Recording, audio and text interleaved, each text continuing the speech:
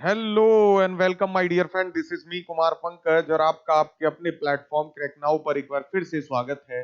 प्यारे बच्चे, हम लोग देख रहे हैं यूपीपीएससी आरओएआरओ और यूपीपीएससी 2024 के लिए महत्वपूर्ण करंट अफेयर का रिवीजन।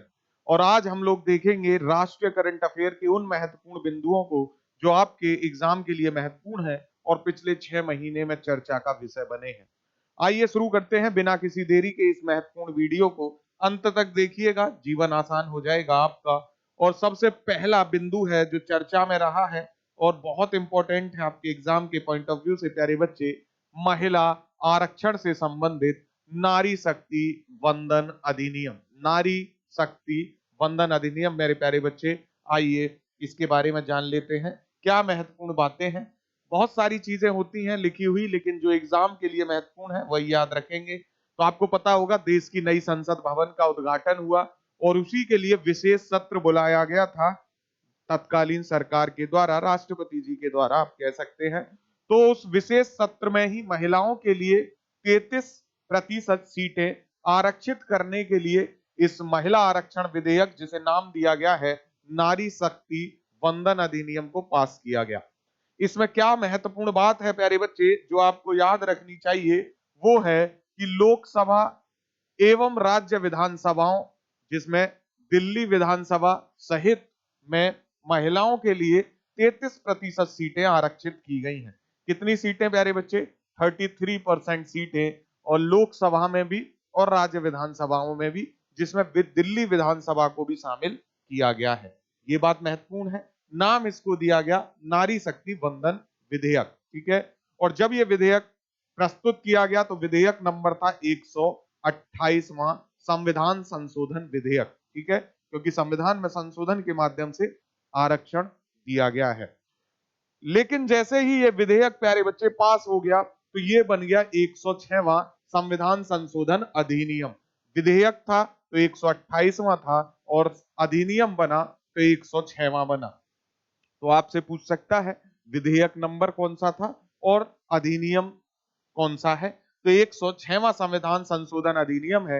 अब आपसे कहीं पूछे कि 106 जो कॉन्स्टिट्यूशनल अमेंडमेंट एक्ट है ये क्या है, तो आपको बताना पड़ेगा नारी शक्ति वंदन विधेयक है ये, ठीक है, जिसमें महिलाओं को लोकसभा और राज्य विधानसभाओं में 33% आरक्षण देने की बात कही गई है। याद रहेगी इतनी बात, महत्वपूर्ण है मेरे प्यारे बच्चे।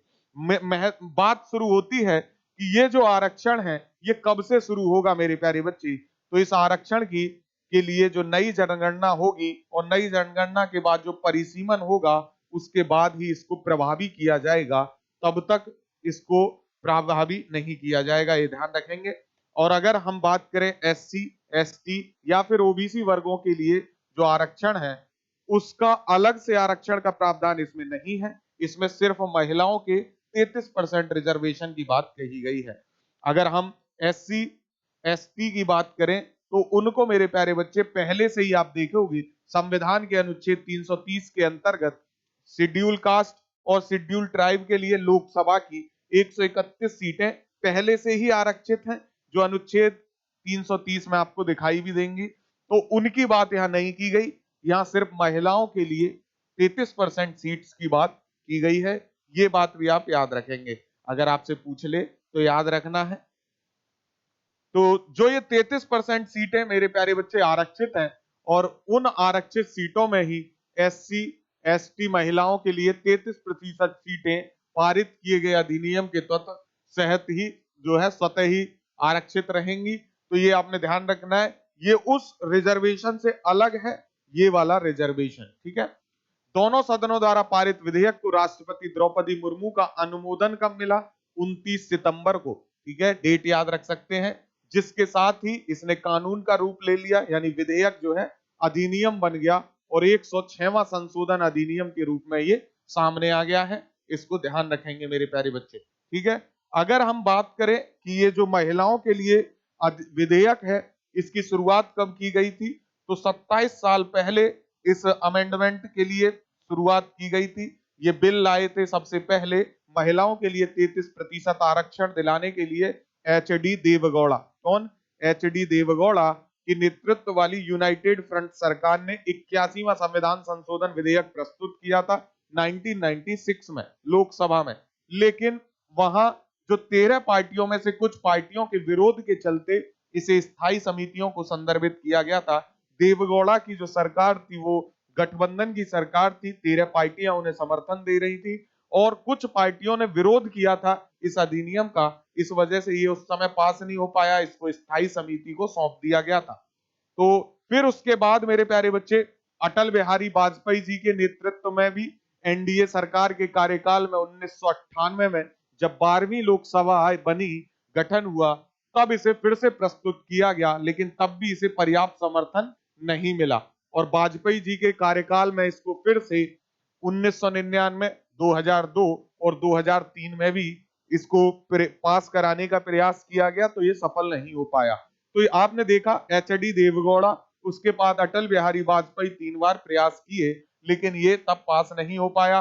फिर बाद में मार्च 2010 में डॉक्टर मनमोहन सिंह के प्रधानमंत्री कार्यकाल के दौरान 9 मार्च 2010 को 108वें संविधान संशोधन विधेयक के रूप में ये राज्यसभा में 2/3 बहुमत से पारित हुआ, किंतु लोकसभा में इस पर मतदान नहीं हो सका। तो सारी सरकारें इसमें प्रयास कर चुकी हैं, एच.डी. देवगौड़ा से लेके फ्रंट की सरकार, उसके बाद भाजपा की सरकार, उसके बाद कांग्रेस की सरकार और अब मेरे प्यारे बच्चे इसे अब लागू किया गया। और ये जो 106वां संविधान संशोधन अधिनियम है, इसे नए परिसीमन और नई जनगणना के पश्चात ही लागू किया जाएगा, ये बात याद रखेंगे।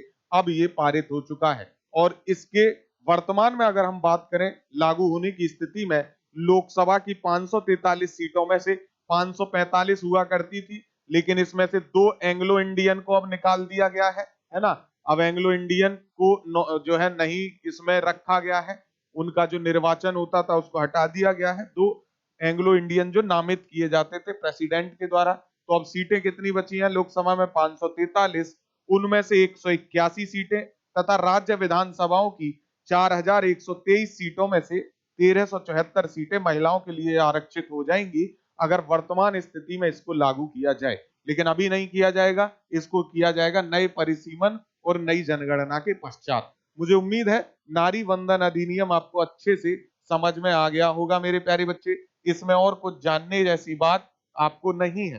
फिर भी आप अगर और देखना चाहो तो राज्यसभा तथा केंद्र शासित प्रदेश पुदुचेरी विधानसभा के लिए आरक्षण लागू नहीं होगा। तो ध्यान रखना है, अगर आपसे क्वेश्चन पूछ ले कि ये दिल्ली और पुदुचेरी दोनों विधानसभाओं के लिए लागू है, तो नहीं, पुदुचेरी के लिए लागू नहीं है। ध्यान रखना है राज्यसभा के लिए भी ये आरक्षण लागू नहीं है, ये बात आपने विशेष तौर पर ध्यान रखनी होगी। वर्तमान संवैधानिक व्यवस्था के तहत 3 श्रेणियों में सांसद लोकसभा के लिए चुने जाते हैं।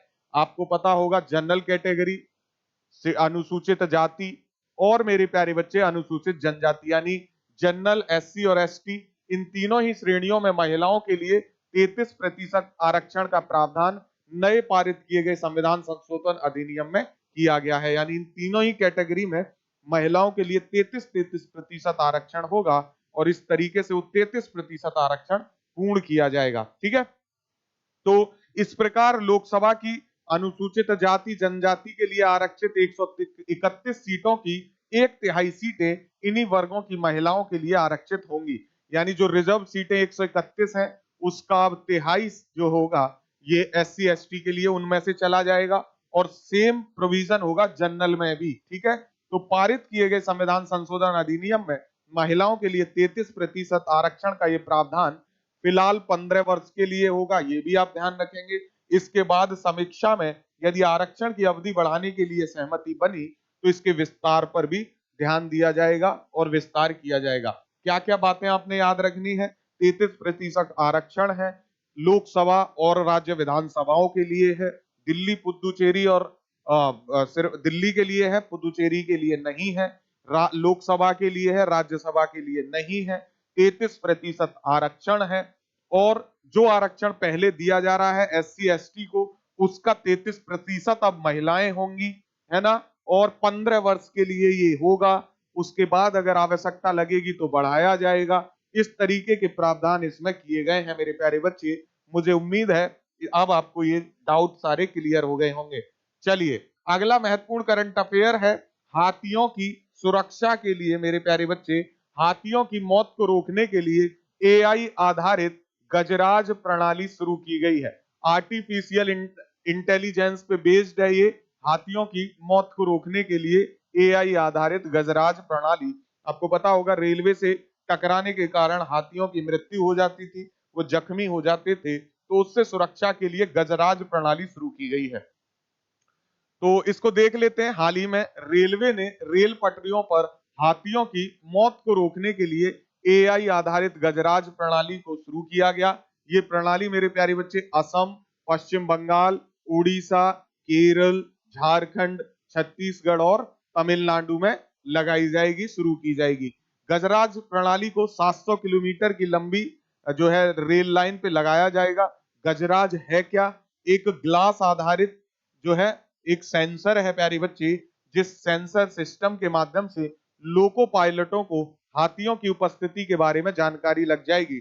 जैसे ही पटरी पे हाथी आएगा तुरंत ये सेंसर काम करने लगेगा और लोको पायलट को सिग्नल जाएगा कि आगे हाथी है, ताकि वो स्पीड को कम कर पाए और इनको सुरक्षा मिल पाए। तो ध्यान रखेंगे, कोई हाथी जब ट्रैक पर पैर रखता है तो ये सिस्टम ट्रेन नियंत्रक, स्टेशन मास्टर, ट्रेन ड्राइवरों और अन्य हितधारकों को अलर्ट उत्पन्न करता है, जो आसन्न खतरे को भांप कर एहतियाती कदम उठाने का मौका प्रदान करेगा। तो गजराज प्रणाली को आप याद रखेंगे, महत्वपूर्ण है मेरे प्यारे बच्चे। अगला महत्वपूर्ण करंट अफेयर है बाघ गणना रिपोर्ट 2022, यानी जो है सेंसस आया है, टाइगर रिपोर्ट, बाघ गणना रिपोर्ट 2022। टॉप 5 राज्य ध्यान रखिएगा। पहले पे मध्य प्रदेश है 785, दूसरे पे कर्नाटक है, तीसरे पे उत्तराखंड है, चौथे पे महाराष्ट्र है, पांचवे पे तमिलनाडु है। ठीक है, तो MKU आप याद रखेंगे, महाराष्ट्र, कर्नाटक और उत्तराखंड, ये तीन तो याद रखने हैं। 785, 563, 560, 755, 785, 563, 560 मेरे प्यारे बच्चे। चलिए आइए डिटेल में पढ़ते हैं अब इसके बारे में। तो 29 जुलाई 2023 का विश्व बाघ दिवस था और इसी पर जो पर्यावरण राज्य मंत्री अश्विनी चौबे ने जिम कॉर्बेट रिजर्व में राष्ट्रीय बाघ संस्थान प्राधिकरण यानी NTCA की गणना 2022 रिपोर्ट जारी की। और ये 4 साल में होने वाली देशव्यापी बाघ जनगणना है। इससे पूर्व 9 अप्रैल 2023 को प्रधानमंत्री मोदी ने प्रोजेक्ट टाइगर के तहत 50 वर्ष पूर्ण होने पर एक अंतरिम बाघ गणना रिपोर्ट भी जारी की थी। आइए रिपोर्ट के बारे में जानते हैं मेरे प्यारे बच्चे। नवीन रिपोर्ट के अनुसार देश में साल 2018 में जो 2967 बाघ थे और इस दृष्टि से 2022 तक इनकी आबादी सालाना 6.1% की दर से बढ़ी है। तो सबसे पहले ये याद रखेंगे कितनी बढ़ी है, 6.1% की ग्रोथ हुई है। अगर हम पूरे पृथ्वी पर देखें तो जितने जंगलों में रहने वाले बाघ हैं उसका 75% की आबादी भारत में रहती है। तो अगर स्टेटमेंट में क्वेश्चन आएगा तो आपसे पूछ सकता है भारत में ग्रोथ कितनी हुई है, तो आपको बताना पड़ेगा 6.1%। और आपसे पूछे भारत में 75% पॉपुलेशन है बाघों की पूरी भारत जो है पृथ्वी पर, तो बिल्कुल सही स्टेटमेंट होगा। और आपसे क्या पूछेगा प्यारे बच्चे, और आपसे पूछ सकता है कि वर्तमान में बाघ कितने हैं, तो आपको ध्यान रखना पड़ेगा 3682 जो है बाघों की अब संख्या हो गई है। 16 साल में लास्ट ईयर्स में हम देखें तो 260% बढ़ी है। 2006 में बाघों की संख्या कुल 1411 थी, यानी 1411 बाघ बचे थे, जो बढ़ के 3682 हो गए हैं। काफी जो है उल्लेखनीय वृद्धि की है, ये ध्यान रखेंगे मेरे प्यारे बच्चे। और जो ये बाघों की संख्या जो बताई गई है 3682, ये एवरेज है, क्योंकि एकदम डिट्टो काउंट कर पाना मुश्किल होता है। तो ऐसा माना गया कि कम से कम 3167 और अधिकतम 3925 बाघ हो सकते हैं, क्योंकि ये कोई जो है ऐसा तो है नहीं कि रुकी हुई स्थिर वस्तु है, घूमते रहते हैं इधर से उधर बाघ, तो कई बार डबल काउंट हो जाता है, इस वजह से माना जाता है कम हो सकते हैं। कई बार नहीं काउंट हो पाते हैं तो इस बार माना जाता है ज्यादा है। तो ऑन एन एवरेज माना गया है कि 3682 बाघ हैं भारत में वर्तमान में। सबसे ज्यादा बाघ 785 मध्य प्रदेश में है, आपसे पूछ ले तो, है ना, ये आप याद रखेंगे। दूसरे नंबर पे कर्नाटक और तीसरे नंबर पे उत्तराखंड है। और उत्तराखंड में बाघ 560 हो गए हैं। 2006 में यहाँ 178 थे, तो काफी उल्लेखनीय वृद्धि उत्तराखंड में देखने मिली है। अपना प्यारा उत्तर प्रदेश की बात कर लेते हैं, हमारे एग्जाम के लिए तो इंपॉर्टेंट है। तो उत्तर प्रदेश में भी संख्या 109 से करीब दोगुनी होकर अब 205 हो गई है। ये भी आप याद रखेंगे मेरे प्यारे बच्चे, है ना, इंपॉर्टेंट है। चलिए, अब रिपोर्ट के अनुसार देश में 53 टाइगर रिजर्व है। 54वां टाइगर रिजर्व बन गया है अब मध्य प्रदेश में। जब रिपोर्ट आई तब ये 53 ही थे। तो 53 टाइगर रिजर्व में सबसे ज्यादा 260 बाघ उत्तराखंड के कॉर्बेट रिजर्व में है, ये बात याद रखेंगे, 260। ठीक है, इसके बाद बांदीपुर में है 150। तो अगर आपसे पूछे सबसे ज्यादा कहाँ है बाघ रिजर्व, अगर टाइगर रिजर्व की बात करेगा तो सबसे ज्यादा आपने बताने पड़ेंगे जिम कॉर्बेट में है, जो उत्तराखंड में है 260। और फिर उसके बाद मेरे प्यारे बच्चे दूसरे नंबर पे है आपके बांदीपुर में। लेकिन अगर राज्य पूछेगा तो राज्य में फिर आपको बताना पड़ेगा मध्य प्रदेश, फिर उसके बाद कर्नाटका, है ना। ये मैं आपको बार बार क्यों बता रहा हूं, ताकि रट जाए आपको पढ़ते पढ़ते ही। और फिर आपका यूके उत्तराखंड। ठीक है, तो इस तरीके से आपको याद रखना है। रिपोर्ट के अनुसार देश के कुल प्यारे बच्चे 18 टाइगर रिजर्व ऐसे हैं जिनमें बाघों की संख्या 10 से भी कम है। कौन कौन से हैं, तो उसमें उत्तर प्रदेश का रानीपुर है, इसको आप याद रखेंगे। बाकी बहुत सारे हैं, आपको उत्तर प्रदेश का तो याद होना चाहिए, आपके एग्जाम के पॉइंट ऑफ व्यू से बहुत महत्वपूर्ण है मेरे प्यारे बच्चे। ठीक है, चलिए,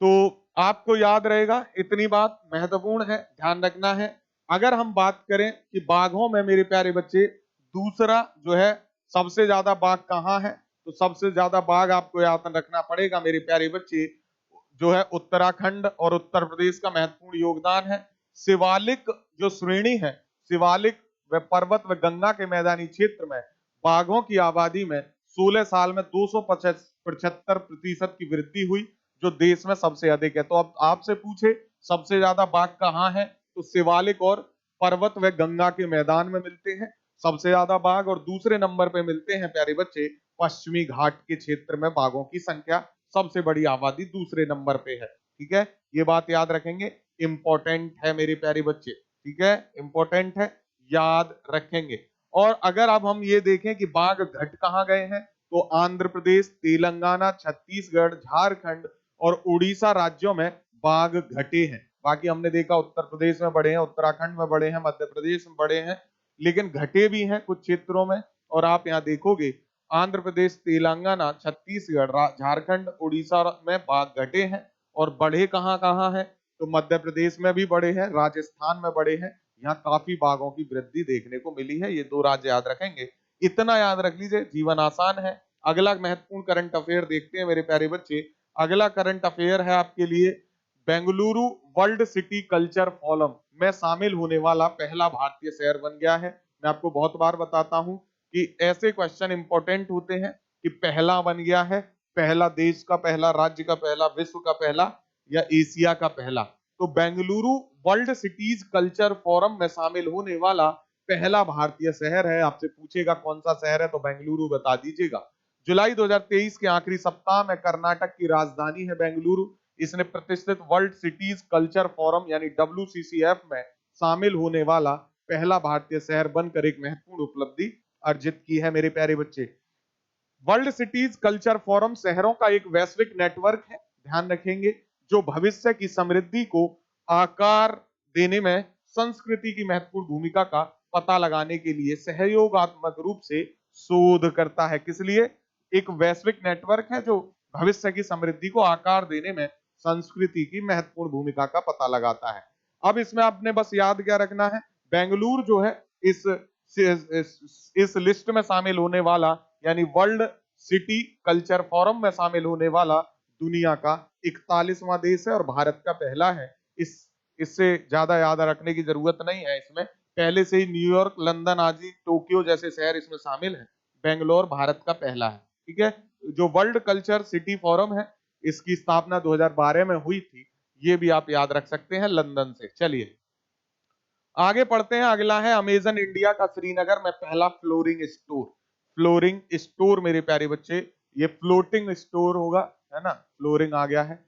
अमेजन इंडिया का श्रीनगर में पहला फ्लोटिंग स्टोर। ठीक है, ये देख पाएंगे पानी पे फ्लोट हो रहा है मेरे प्यारे बच्चे, और ये महत्वपूर्ण है। अमेजन इंडिया ने 27 जुलाई 2023 को अपने अंतिम मील डिलीवरी कार्यक्रम आई हैव अ स्पेस के हिस्से के रूप में श्रीनगर कश्मीर में डल झील पर अपने पहले फ्लोटिंग स्टोर का उद्घाटन किया है। ये आपने याद रखना है।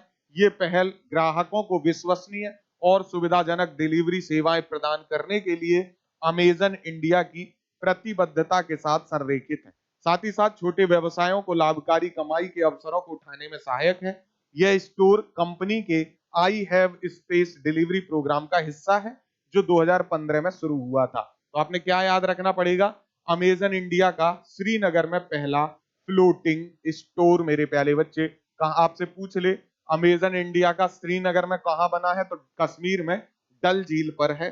इतना याद रखेंगे काफी होगा, इससे ज्यादा आपको याद रखने की इसमें कोई आवश्यकता नहीं है। अगला है Bharat global crisis response group में शामिल हो गया है, तो ये इंपॉर्टेंट है, याद रखेंगे। भारत जो है ग्लोबल क्राइसिस रिस्पांस ग्रुप में शामिल हुआ है, जो यूनाइटेड नेशन का ये ग्रुप होता है, क्राइसिस रिस्पांस ग्रुप। आइए इसके बारे में जानकारी ले लेते हैं, क्या महत्वपूर्ण चीजें हैं जो याद रखेंगे। तो भारत संयुक्त राष्ट्र महासचिव के निमंत्रण पर ग्लोबल क्राइसिस रिस्पांस ग्रुप के चैंपियन समूह में 7 जुलाई 2023 को शामिल हो गया है। ध्यातव्य है कि जीसीआरजी यानी जो ग्लोबल क्राइसिस रिस्पांस ग्रुप है मेरे प्यारे बच्चे, तो जीसीआरजी आप इसको याद रखेंगे।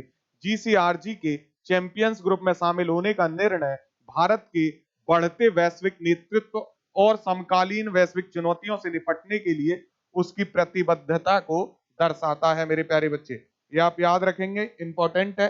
जीसीआरजी की स्थापना मार्च 2022 में खाद्य सुरक्षा और ऊर्जा और वित्त में तत्काल वैश्विक मुद्दों को संबोधित करने और वैश्विक प्रतिक्रिया का समन्वय करने के लिए की गई है। भारत को जीसीआरजी के चैंपियंस ग्रुप में शामिल होने के लिए संयुक्त राष्ट्र महासचिव एंटोनियो गुटूरेस से निमंत्रण मिला था। ये बात आपने याद रखनी होगी मेरे प्यारे बच्चे। विदेश मंत्रालय में अगर आप बात करो तो ये सारी चीजें हैं कि संजय वर्मा को जीसीआरजी प्रक्रिया के लिए शेरपा नामित किया गया है। तो आप याद रखेंगे कौन है शेरपा जीसीआरजी प्रक्रिया के लिए?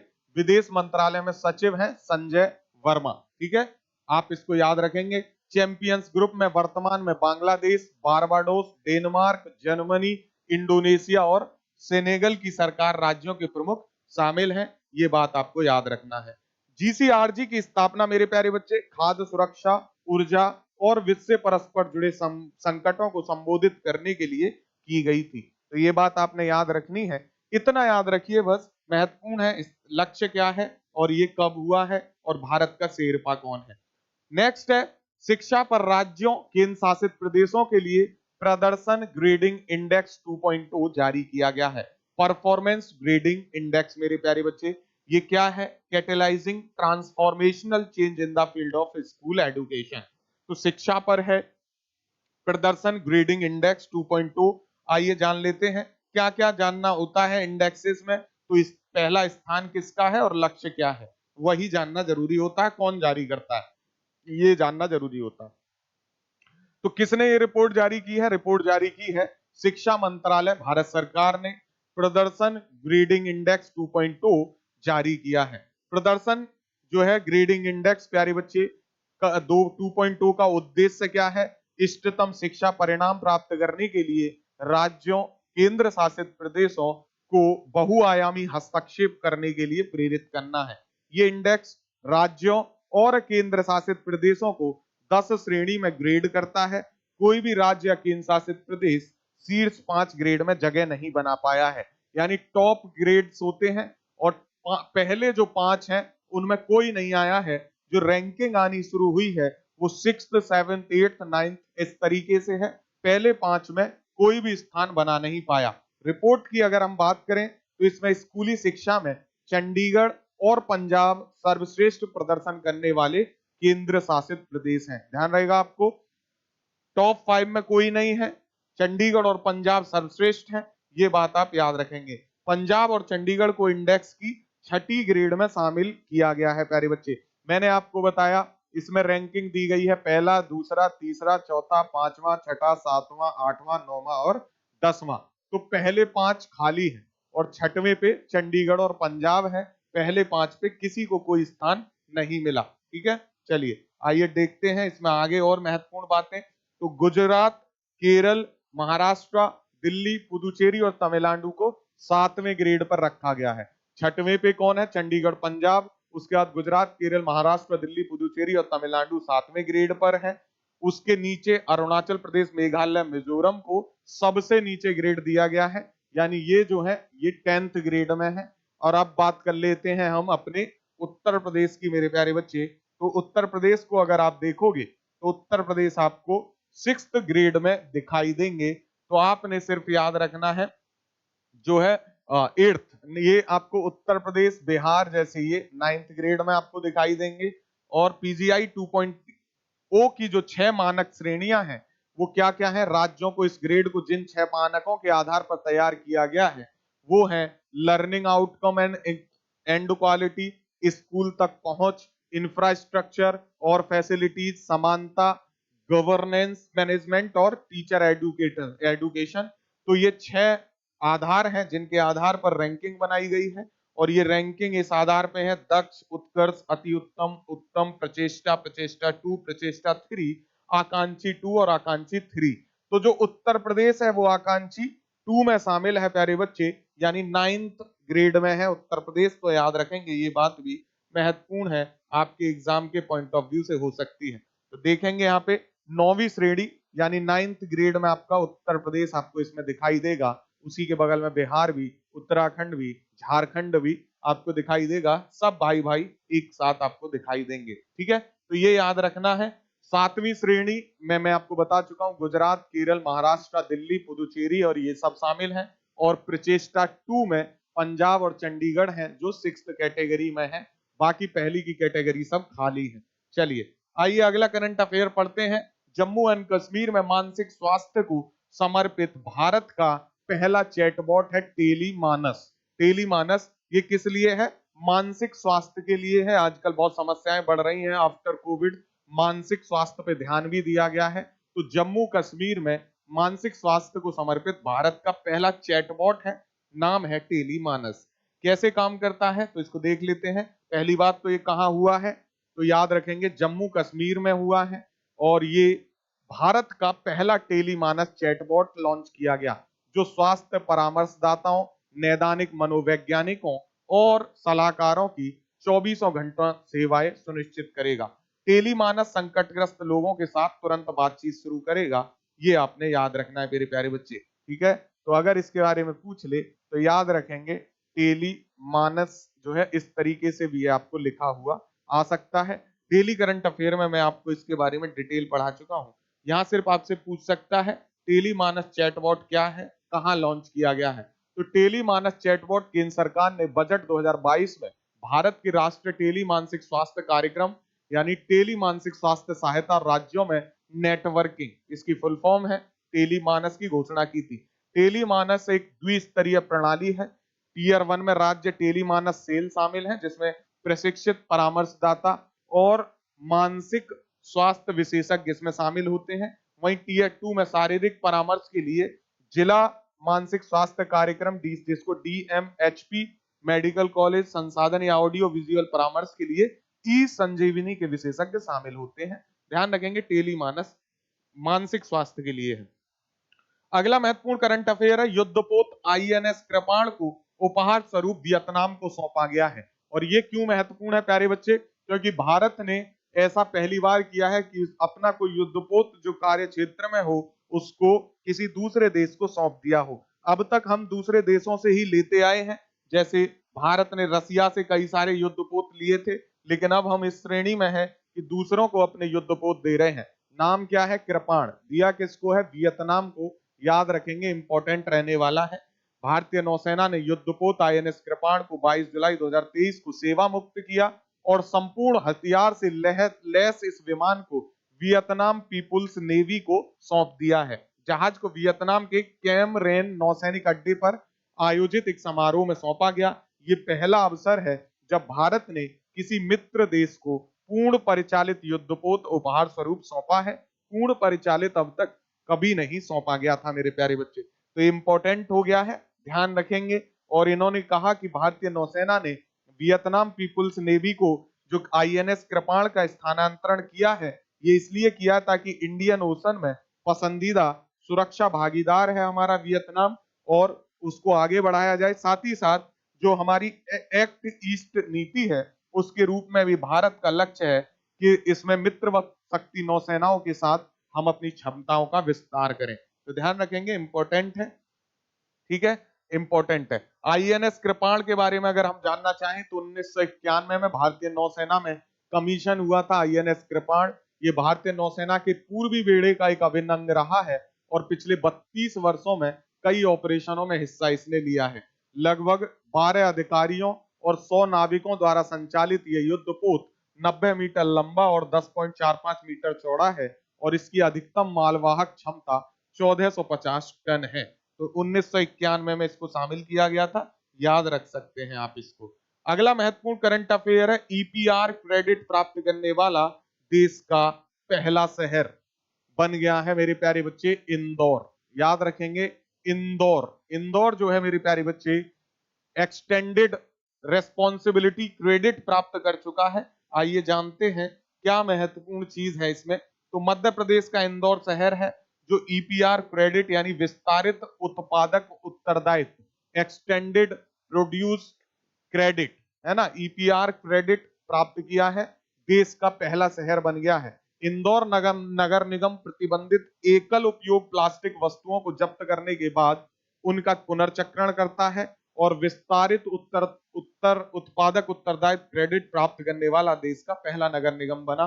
यानी ये प्लास्टिक जो एकल सिंगल यूज प्लास्टिक है, उसको ये पहले कलेक्ट करते हैं, फिर उसको रिसाइकल करते हैं और रिसाइकल करने के बाद उसको प्रोड्यूस कर रहे हैं दूसरी चीजों में, इसलिए इनको मिला है ईपीआर क्रेडिट, है ना। ईपीआर क्रेडिट को क्या कहा जा रहा है प्यारे बच्चे, एक्सटेंडेड प्रोड्यूस जो है क्रेडिट, ठीक है, याद रखेंगे। चलिए, ईपीआर क्रेडिट का मूल्य कितना है, 8100 रुपए है, जो जिम्मेदार अपशिष्ट प्रबंधन और टिकाऊ प्रथाओं के लिए आईएमसी की प्रतिबद्धता को स्वीकार करता है। इंदौर प्रतिदिन लगभग 1162 टन ठोस कचरा उत्पन्न करता है और उसको फिर ये जो है रिसाइकल कर रहे हैं। तो इंदौर को याद रखना है, सीधा यही पूछेगा आपसे। तो ये था आज का महत्वपूर्ण करंट अफेयर। हमारा नेशनल करंट अफेयर कंप्लीट हो चुका है। इसी के साथ अब हम अंतरराष्ट्रीय करंट अफेयर देखेंगे कल से, जो 2 वीडियोस में कंप्लीट हो जाएगा। उसके बाद आपको महामैराथन मिल जाएगा। क्लास देख लीजिए, रिवीजन कर लीजिए, जीवन आसान है, एग्जाम बहुत शानदार होगा आपका। पढ़ते रहिए, स्वस्थ रहिए। Thank you so much for watching crack now. Have a good day. जय हिंद।